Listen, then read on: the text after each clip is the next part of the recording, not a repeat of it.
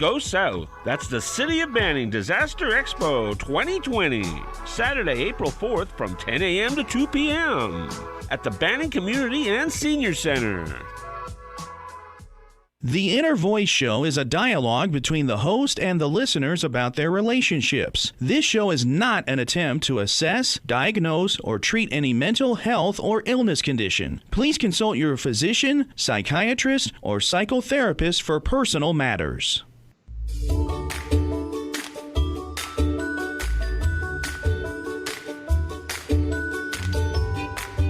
Inner Voice, a heartfelt chat with Dr. Foojan. Hello, everyone.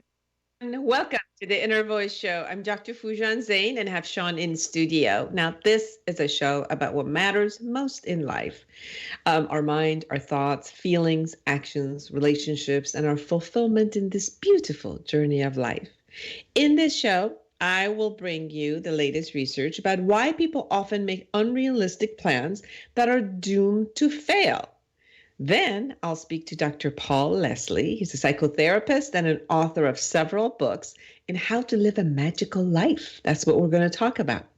Now be sure to subscribe to my podcast and YouTube channel and social media. I'm on Twitter, Dr. Zeine, and Instagram, Dr. Foojan Zeine. I really want to hear from you. So send me a note.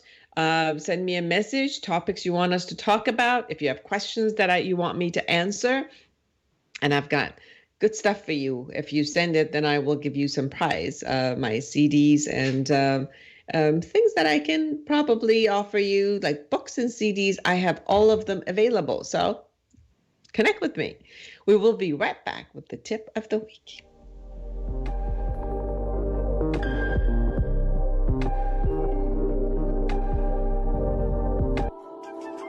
Hello, this is Dr. Foojan Zeine.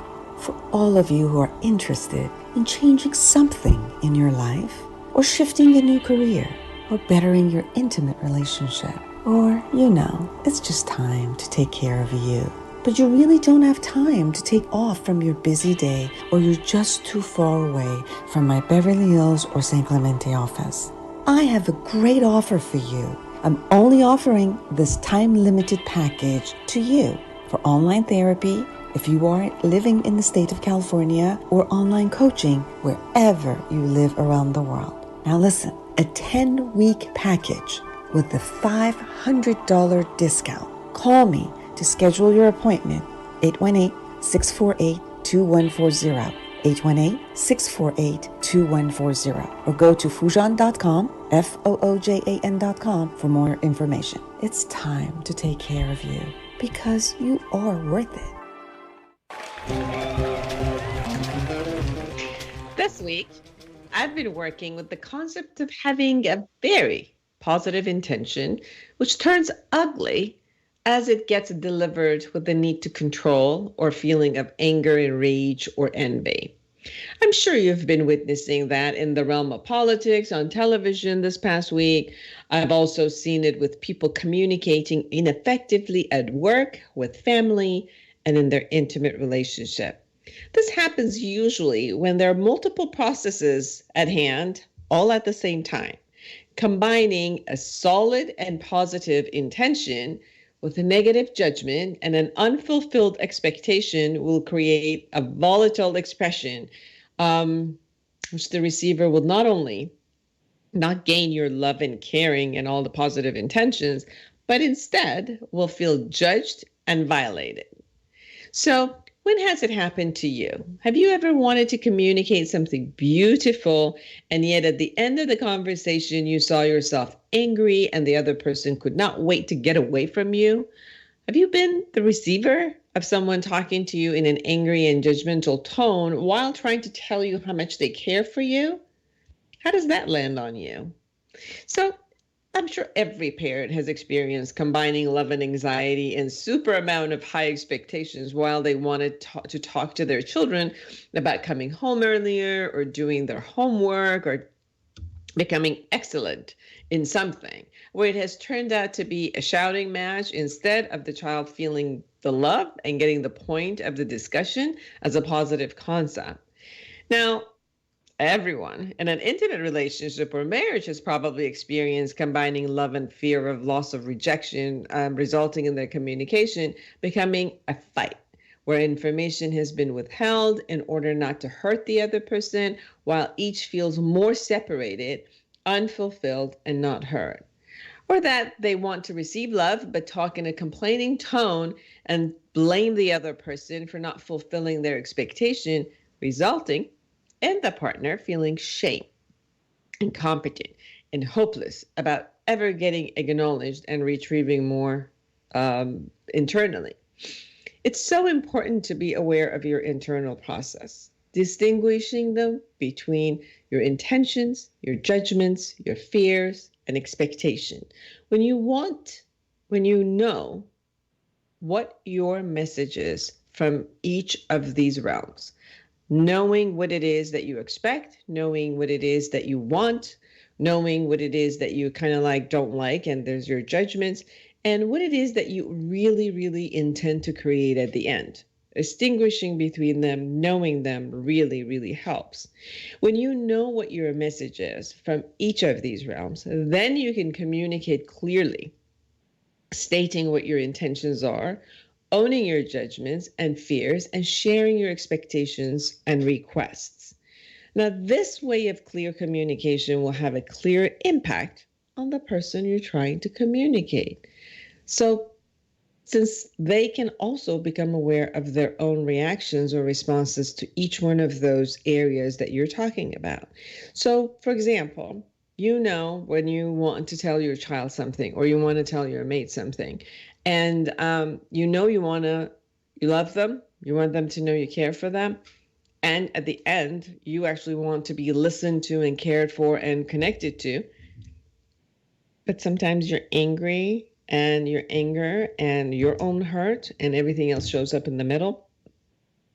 So how it turns out to be is that you might complain, you might share your anxiety and anger, you might say all of those first and shut down the person's listening, and they won't even listen to you. And at that time, they don't get that you love them and care for them. They don't get that you want to be close to them.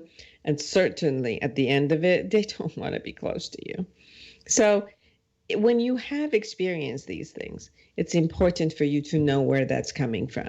And it's important for you to communicate clearly what it is. And maybe you can let them know the intention of the conversation, that I want to share with you something. And at the end of the conversation, I like us to be closer. I like to understand you, and I want you to understand me. So share the intention of the conversation first, and then share maybe what it is you're angry about, but in a way that you can own it. Like, I'm angry about this, or I'm afraid of this, or I'm anxious about this, and these are the things I've seen. And so it's not necessarily to blame the person, but it's like, this is my perception, this is what I've seen, which we call it I statements, but it's not just a statement. It's more like owning what it is that you are perceiving and seeing and making meaning of.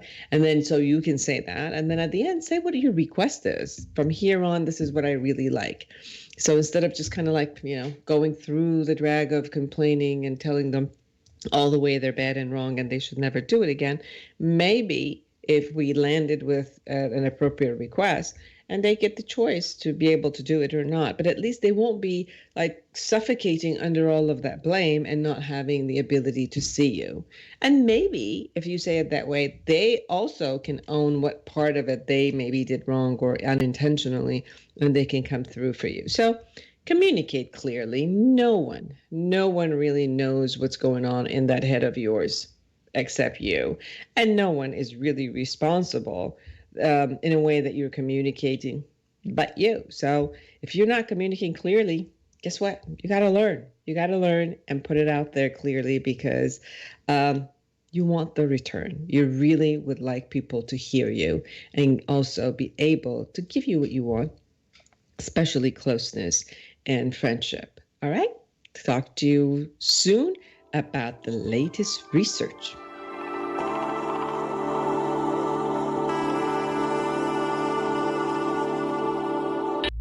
Join the conversation every Monday afternoon at 3 p.m. Pacific for Inner Voice Heartfelt Chat with Dr. Foojan. Dr. Foojan is a radio and TV host, international speaker, psychotherapist, life coach, and the author of Life Reset, The Awareness Path to Create the Life You Want. She brings you the latest research and interviews with experts in the field of cognitive sciences. Anyone who loves to grow and create growth for humanity gets a voice on this call-in show. Inner Voice Heartfelt Chat with Dr. Foojan. Monday afternoons at 3 p.m. Pacific on Smart Talk KMET 1490 AM and on KMET1490AM.com. KMET Banning.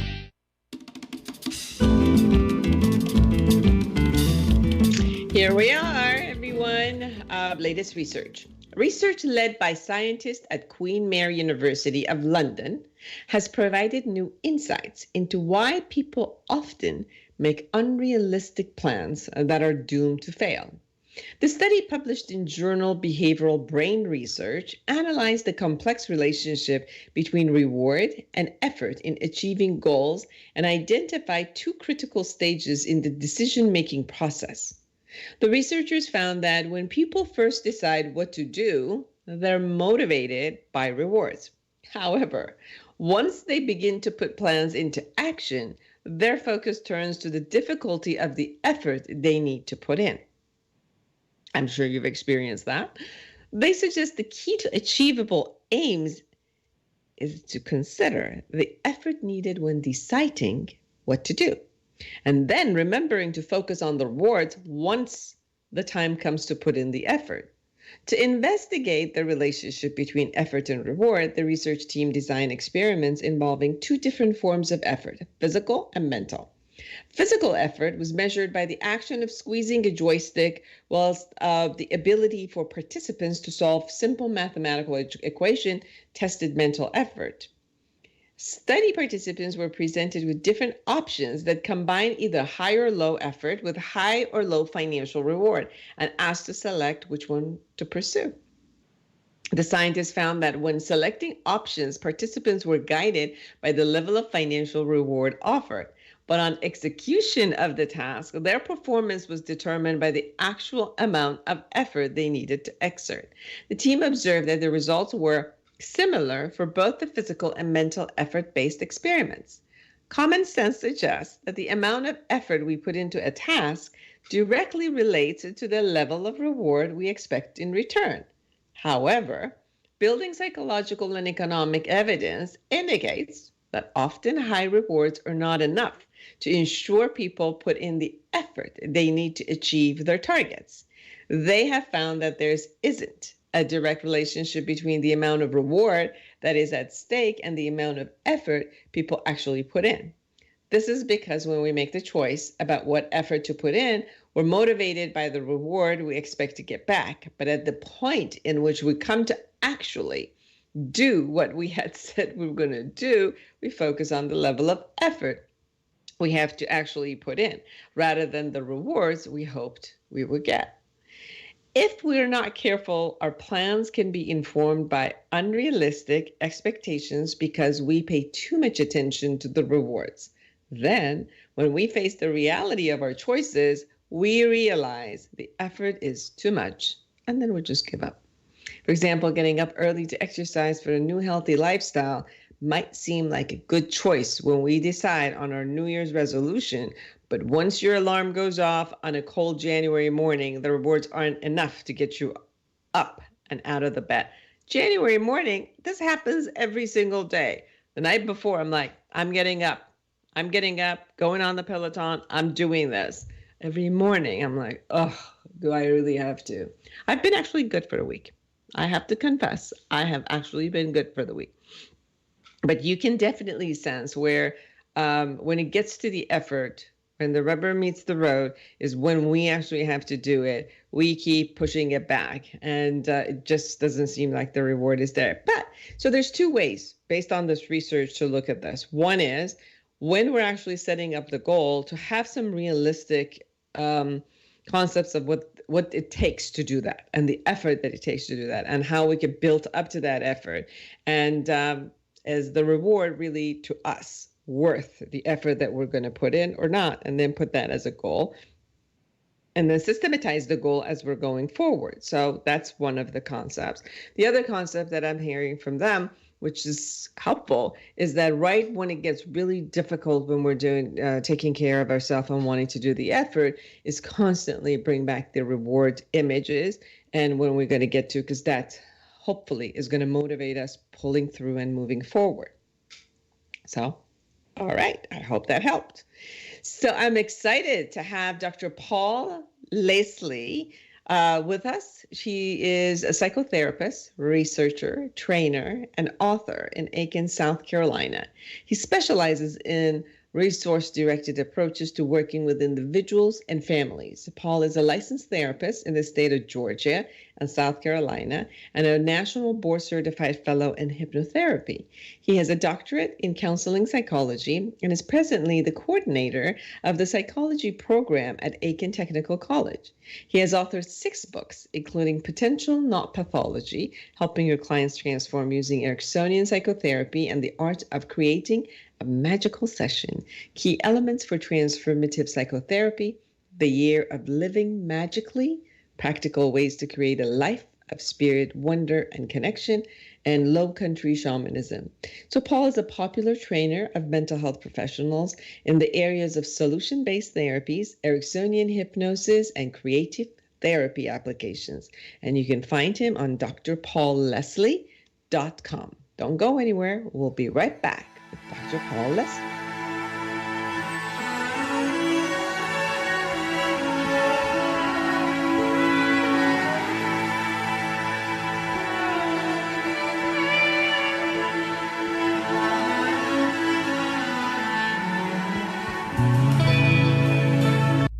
Join the conversation every Monday afternoon at 3 p.m. Pacific for Inner Voice Heartfelt Chat with Dr. Foojan. Dr. Foojan is a radio and TV host, international speaker, psychotherapist, life coach, and the author of Life Reset, The Awareness Path to Create the Life You Want. She brings you the latest research and interviews with experts in the field of cognitive sciences. Anyone who loves to grow and create growth for humanity gets a voice on this call-in show. Inner Voice Heartfelt Chat with Dr. Foojan. Monday afternoons at 3 p.m. Pacific on Smart Talk KMET 1490 AM and on KMET1490AM.com.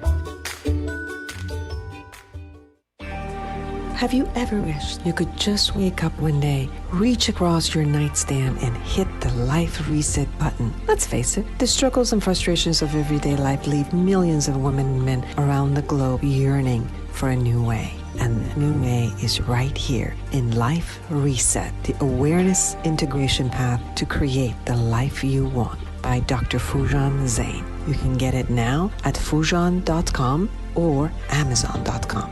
Life Reset, the awareness integration path to create the life you want. You deserve it.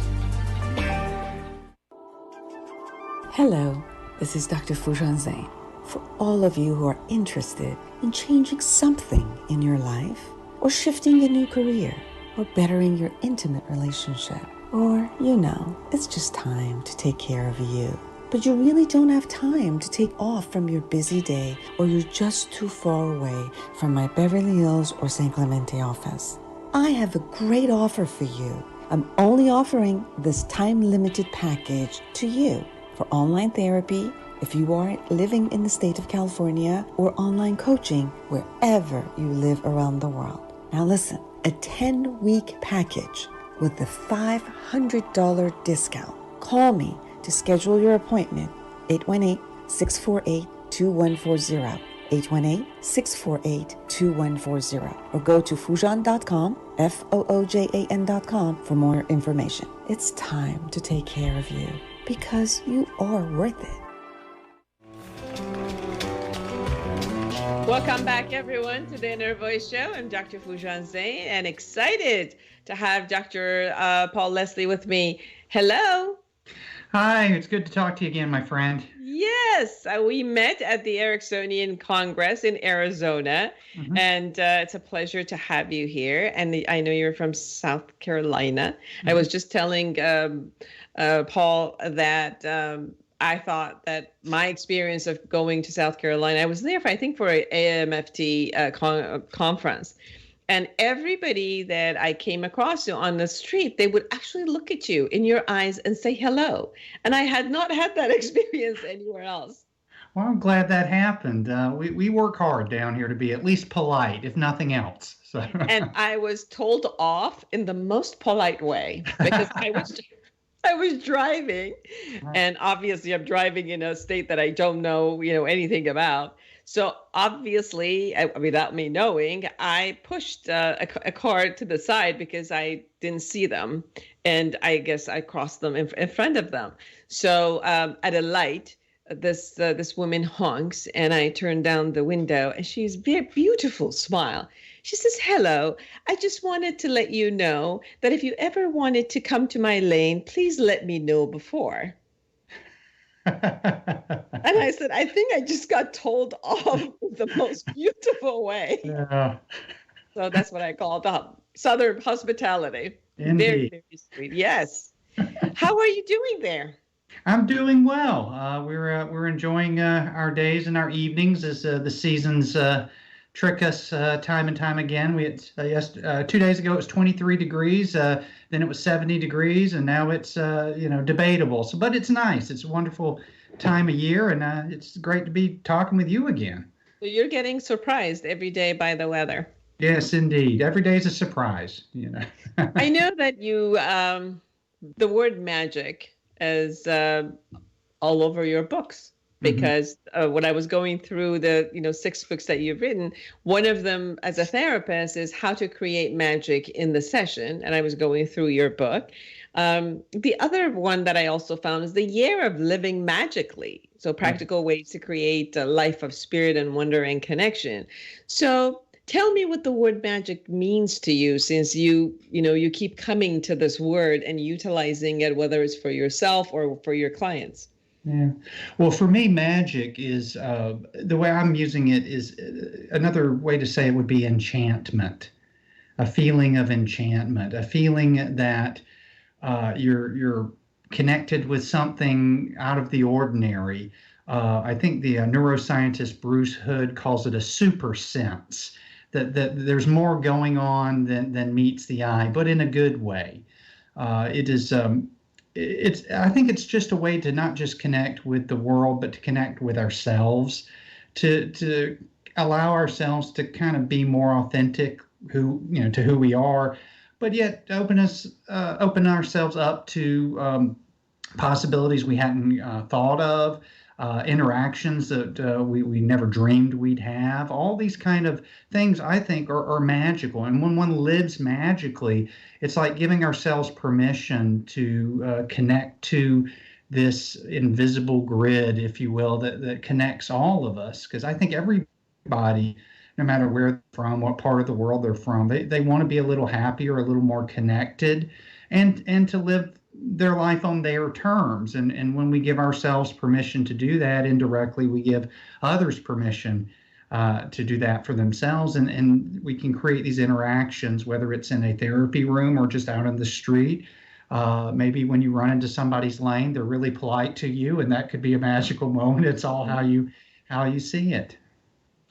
And I'm sensing for me, magic, as you were talking, I was kind of also pondering what is magic for me.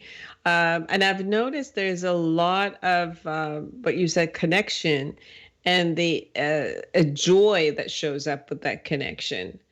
Suddenly, and it might be new, or it might not. It's something that I've experienced before, but it's at that moment anew. Like it shows up. It shows up at that moment as if it's new for that moment. But it's definitely a lot of that type of a connection, whether that connection is with another human being, or nature, or myself, or an animal. It just seems like that the joy of that connection in deep way suddenly shows up. That's how I've experienced magic in a way. Mm-hmm. Yeah, I would say that is a perfect way to view that. If we look at how children operate in the world, if children have not had to go through terribly traumatic things, and they're just in their natural state of being taken care of with good enough parents. Everything is magical to a child, and that particularly that time period that Piaget called our pre-operational stage. We're just magical to everything. We find a tree limb in the backyard. Well, that could be a magic wand. It could be a shotgun. It could be a wizard's cane. It could be all kinds of things. Whereas as we get older, we naturally tend to fall into kind of more regimented ways of thinking and ways of interacting. And in order to really bring more magic into one's life, we have to get away from the patterns of how we live our lives, and just kind of maybe jump into the unknown a little bit, improvise a little bit in our lives. Because, discovery can only happen if there's an unknown. And so much of our life we approach as if we know all the answers, and we get anxious when we don't know all the answers. And maybe being more comfortable just saying, what'll happen. Maybe also getting clear on what's really important to us. I mean, I find the biggest issue where people don't feel like they're having a magical life is that their priorities are out of sync with what's really important to them. Because we have so many messages from society and culture that tells us that we need to do certain things, we need to be certain things. And if that resonates with our innermost being, then that's fine. Unfortunately, as we've all seen, there's a lot of people who it doesn't resonate. I mean, if you think about it, in our culture, particularly the United States, there's a big push on this term success. And we debate, well, what is that really? Well, for most people, if you pick up a book in the bookstore in the self-help section, so success is, they'll always talk about, achieving goals and maybe even making money and having more money and having more things. And that's okay. There's absolutely nothing wrong with that. But if that's not your highest priority in your innermost being, then you end up creating a struggle within yourself to where you're trying to answer to some outside authority that you think's really you. But it's not. I mean, where does it say in the federal law that everyone must achieve the same kind of thing? It doesn't. So if we take a real step back, take a real look at what success means to us, we have to say, what's our highest priorities in life? If somebody's highest priority is family and spending time with their children, well, if they have been kind of hypnotized by our society and culture that they need to be spending more time at the office or making more money or working hard to pay for more things, a lot of times they feel completely disconnected from life because they're not adhering to that highest priority they have, this value that's most important to them. So part of having a magical life is saying, if that family is the most important thing, how do I structure my life to let go of some of these outside opinions that I may have picked up and stored in the back of my head and say, what is it that I really want? What is it that's most important to me? What is my highest priority? What can I really have a sense of peace, contentment, but also, as you mentioned, joy. Mm-hmm. And when we allow ourselves to really examine what our priorities are, and move in that direction, it's, as Joseph Campbell said, these invisible hands come to kind of push us kind of a little bit quicker than we expected, and doors sometimes open that we hadn't expected. And maybe even, as you're saying, shifting the name of the success and the concept of success toward the priority, such as if I'm my priority is being a mother or my family, then that priority that I would create success elements in that, and not just the financial piece. I think the only place that I've seen people are not maybe feeling all magical when they are doing what they want to do, but then, like you said, they also find themselves in the essence of facing the society is the financial piece of it. I think most of the success is shown up as the financial independence, let's say, or ease in being able to do things. But if you're doing something which to you is not necessarily making your money, but it feels magical to you, maybe it's an art, maybe it's, spending time, maybe, with your pet.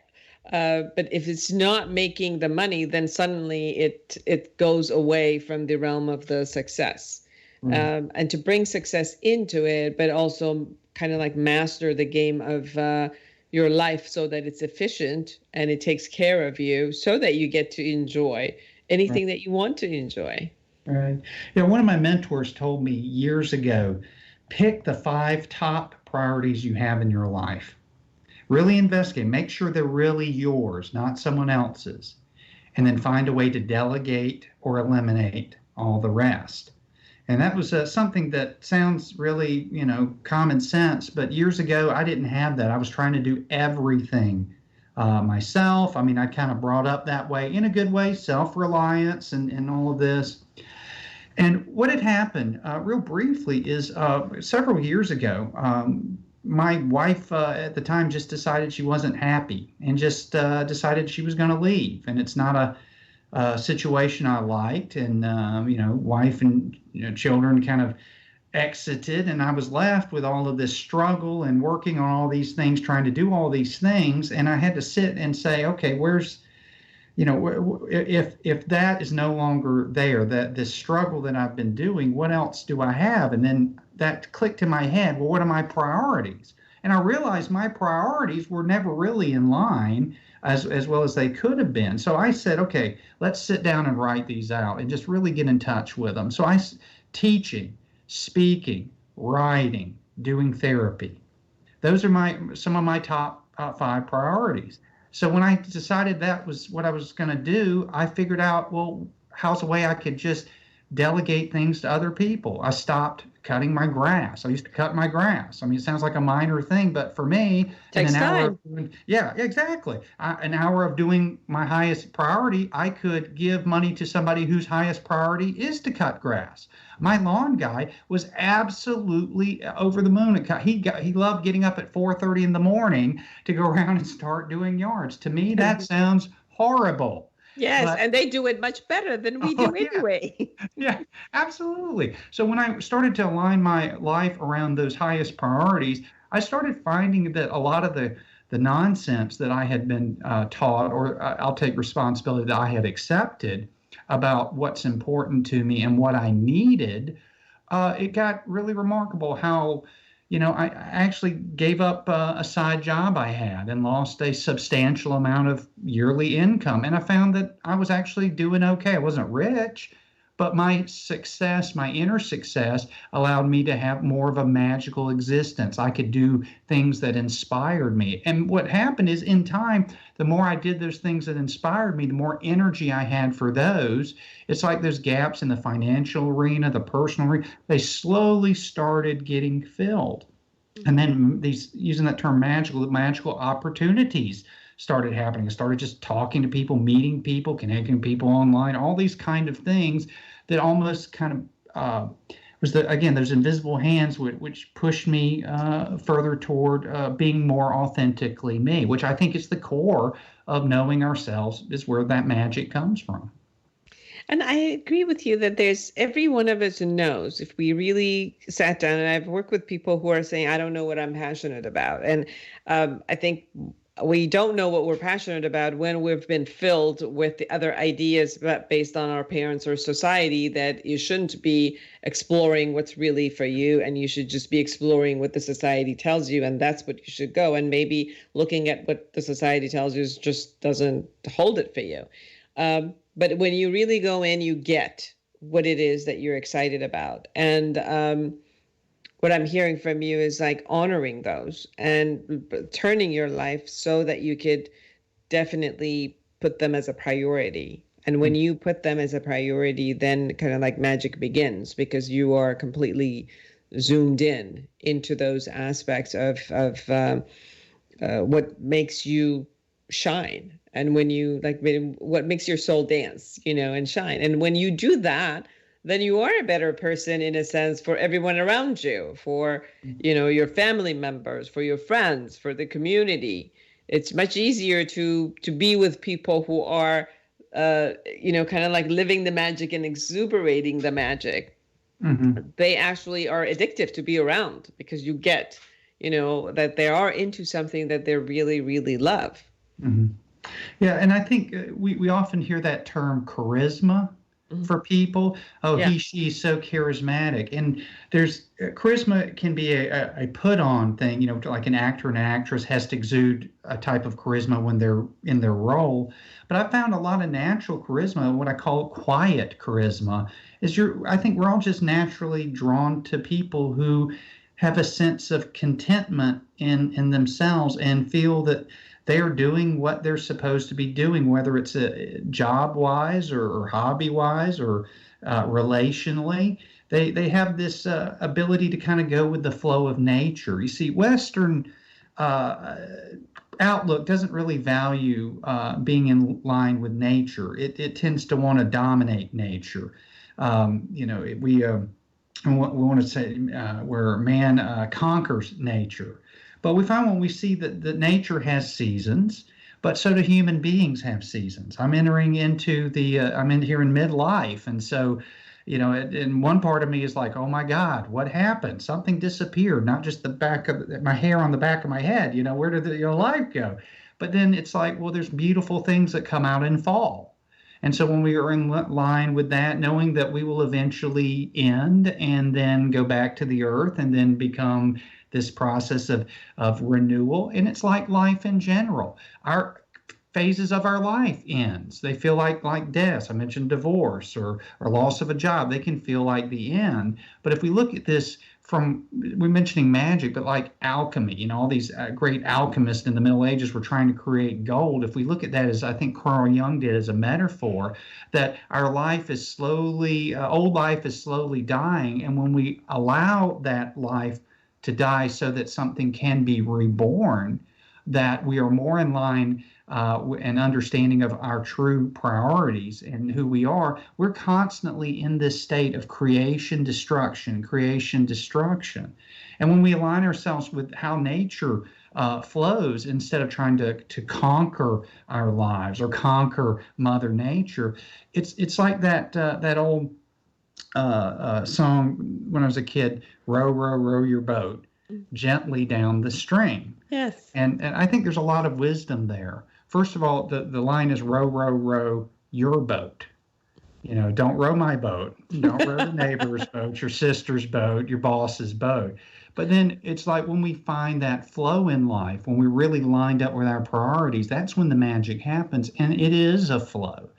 But as Westerners and particularly Americans, which I love American, I'm proud to be an American, but gosh, are we some overstressed, hardworking people. I had a colleague of mine from Ireland who came in and lived in New York for a couple of years. And when he moved back, he said, I told everyone, it's absolutely true what they say about the Americans. They're all just work themselves to death. And it's true. We do. For what? And if we are doing work that inspires us, it's amazing the amount of energy we can gain to work, and we can work 15 hours and not be tired. Doesn't feel like work.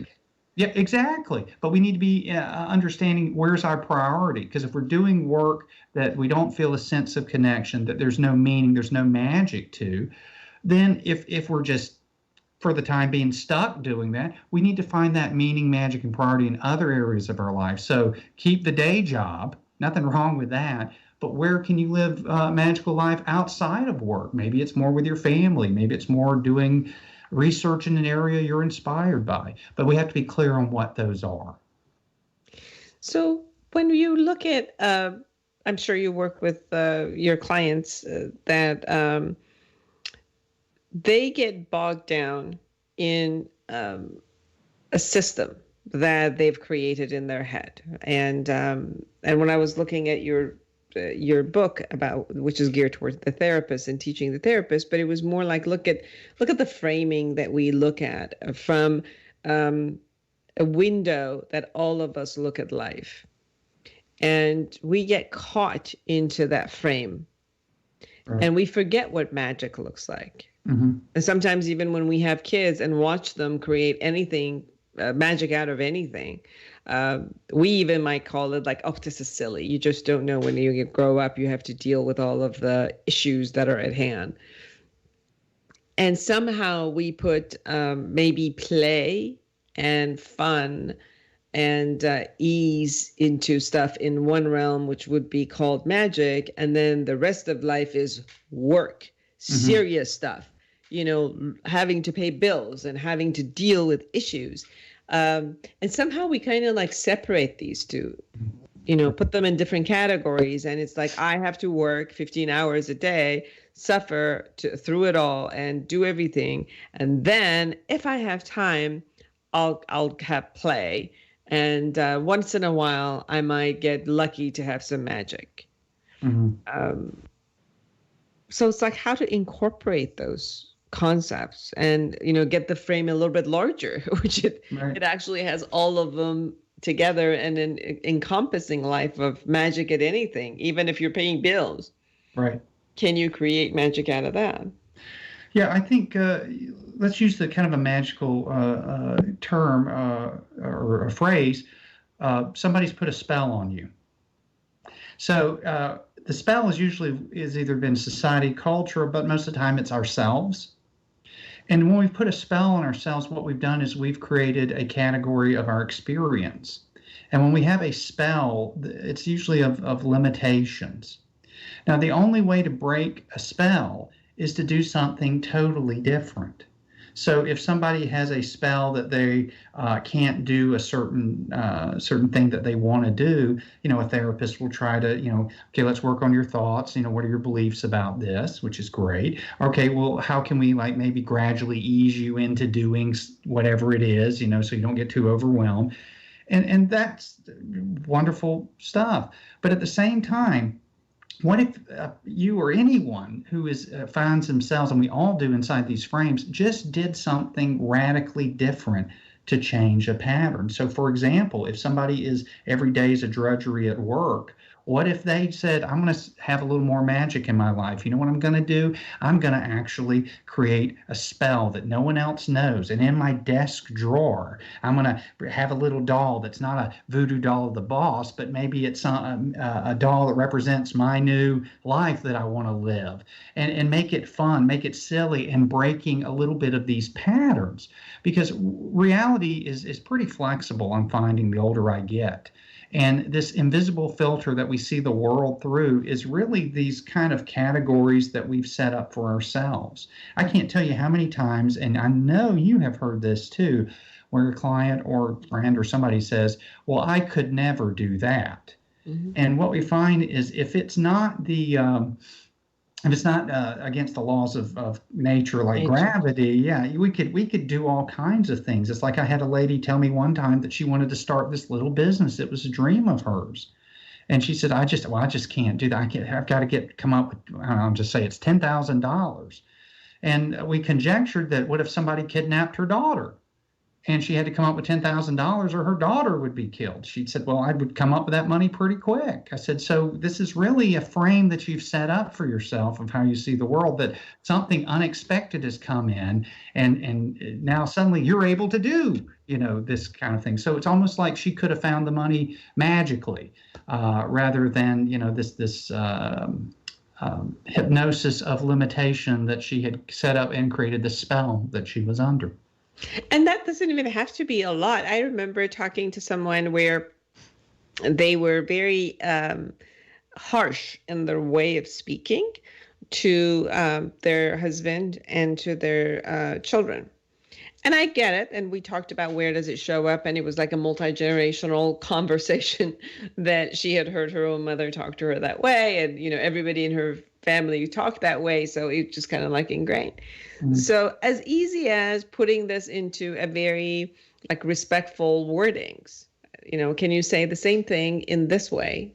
Can you say it in a respectful way and request what you want?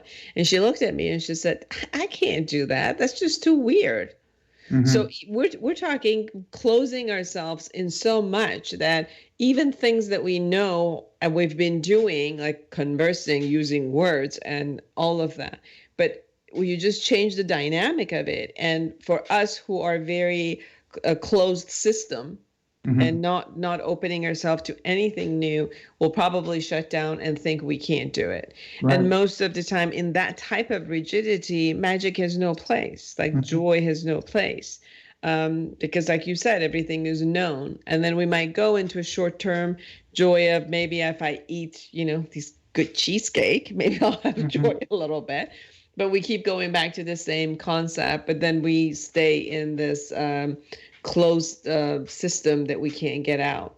Mm-hmm. So part of what I'm hearing from you as far as how to live a magical life is to open these doors and trust that you get to enjoy and be with something that will feel real to you. And in that way, you're going to experience another type of a joy and magic. Right. And as you said, if it's a closed system, I mean, just basic biology about closed systems is that no new information can get in. So all we can do is perturb the system rather than trying to get information in. And, for example, I had a couple who could not fathom not fighting the other day. Just constant, their whole relationship has been based on fighting.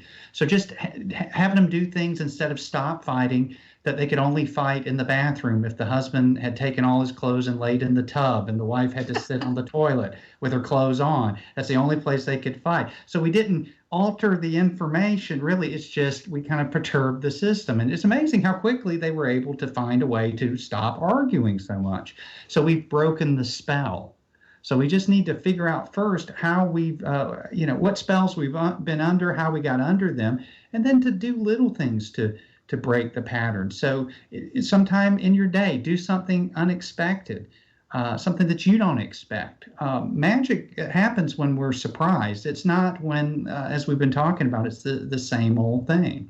So here's a quick story. My best friend William has this thing he loves to do when he goes to the grocery store, because when you come up the grocery store and the clerk or whoever, your cashier, says, "How are you doing today?" And when everyone says, "Fine," right? Yes. My friend William says, "Sober." And it's like it interrupts this pattern, this trance that people are in. He says, "But I get the best service at that point," and then they start to smile. And it's like his whole day is about interrupting these little patterns. So they're having moments of magic. Oh, you got to connect with somebody who'd said something that you never heard before if you were the cashier. So I encourage anybody, find little ways to do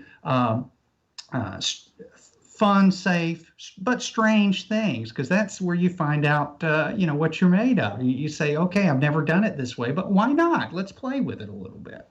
And you use a lot of sense of humor. I remember meeting you in Arizona at the Erickson conference. And one of the things that I remember about you was the concept of humor. Like we went to a book signing event and we were at the conference, and then you came to my talk, I came to your talk, and I remember a lot of the thing that it stayed with me. It was your use of humor in any realm that you could. Now, some of the humor was light, some of it was, you were having fun with some of our other colleagues, and you would do sarcastic remarks. It was just different types of humors that kept showing up, and that also creates magic. Yeah, someone asked me, who are your biggest influences in psychotherapy? In addition to people like Milton Erickson and others, I always list Groucho Marx and Don Rickles, because they have had just as much impact on me. Because humor, as you well know, when you add a little humor to anything,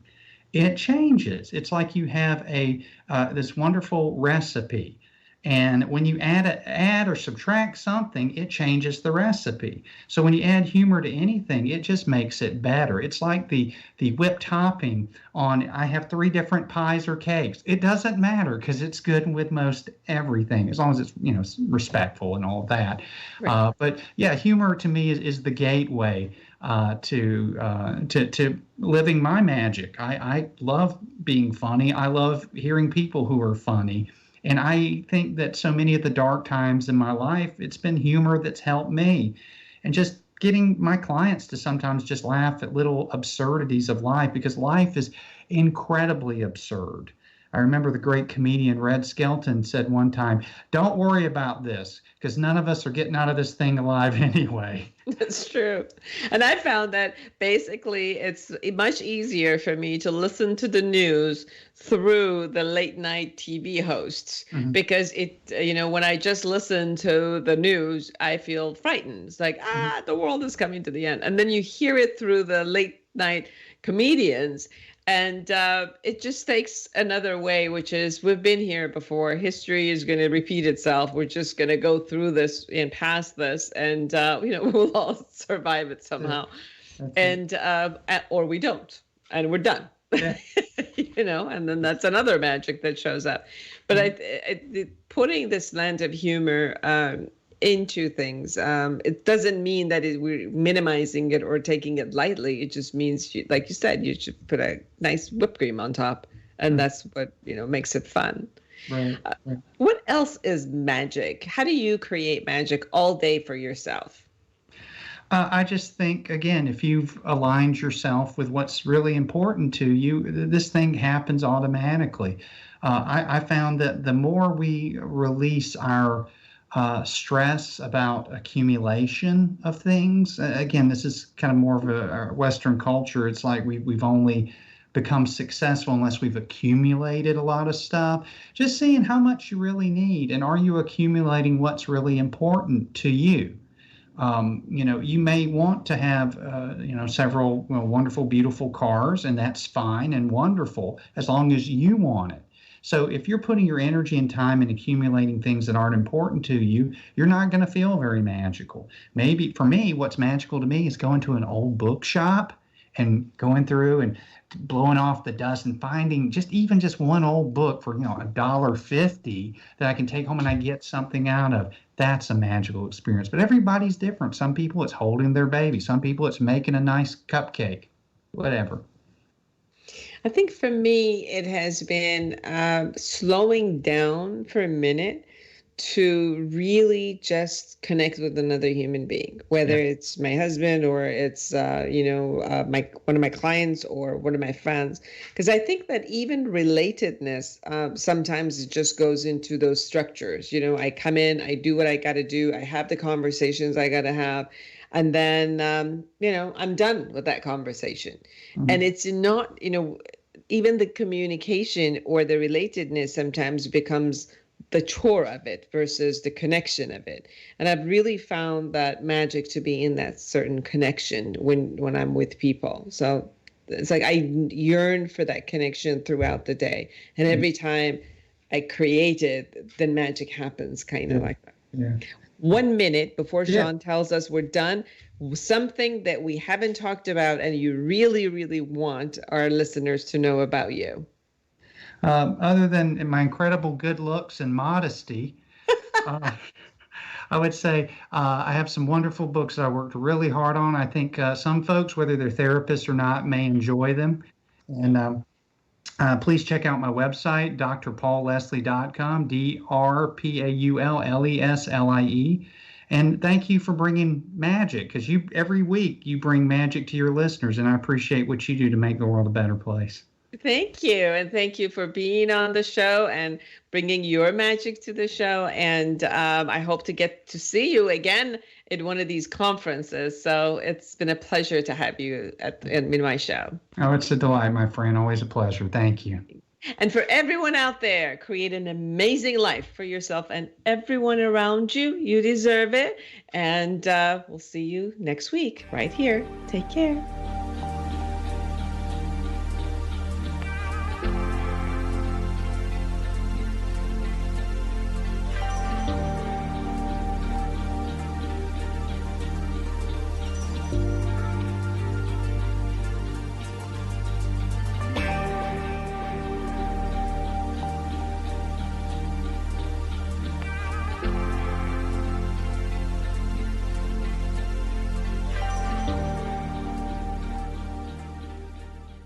The Inner Voice Show is a dialogue between the host and the listeners about their relationships. This show is not an attempt to assess, diagnose, or treat any mental health or illness condition. Please consult your physician, psychiatrist, or psychotherapist for personal matters.